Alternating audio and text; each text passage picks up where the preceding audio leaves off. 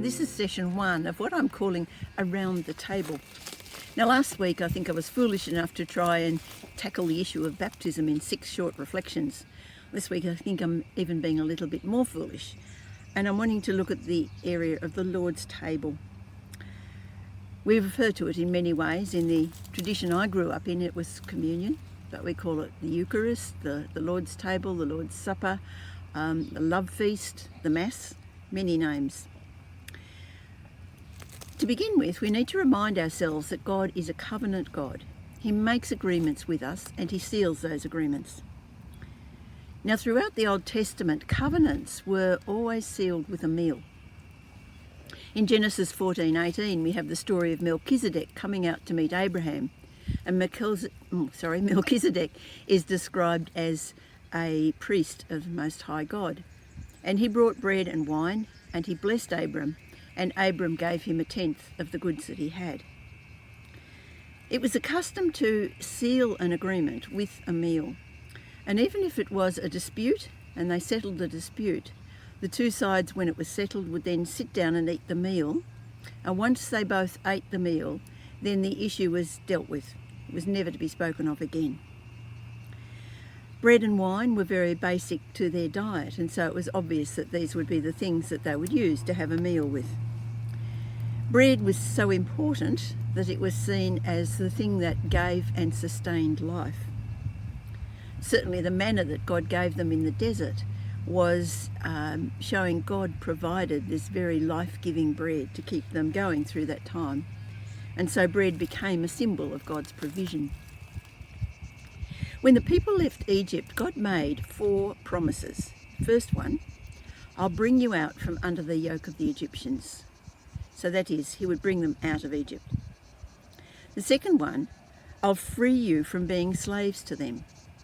Now that might sound like saying the same thing, because once they were out of Egypt, they weren't slaves anymore, but they were still slaves in their way of thinking. They had slave mindsets, and God was going to set them free from that. The third one, I will redeem you with an outstretched arm and mighty acts of judgment. Now to redeem is to buy something back. And God is saying, I'm going to buy you back. You've become part of the Egypt culture. You've been mixing and giving honour to the Egyptian gods. He says, I'm going to buy you back. And then lastly, I'll take you as my own people and I will be your God.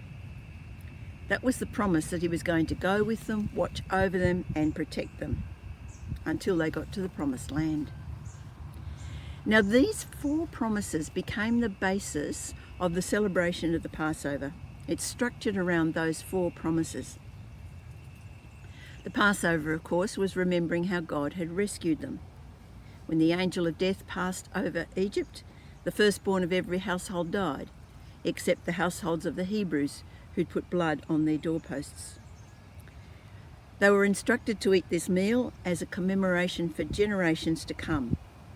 They were to tell their children what the meaning of the meal was.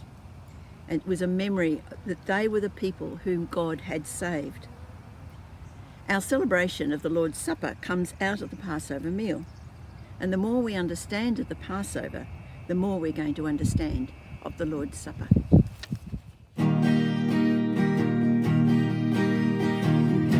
Around the table, Lord, and with fervent love you share. How you desire to give your life to show how much you care. You said to eat the bread, it is your body broken for us. You said to drink the wine, it is your blood shed for us.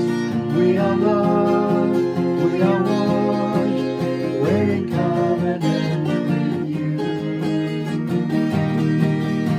We gather round the table, Lord, you prepared the bread and wine.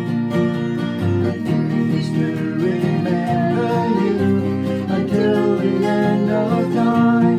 You said to eat the bread, it is your body broken for us. You said to drink the wine, it is your blood shed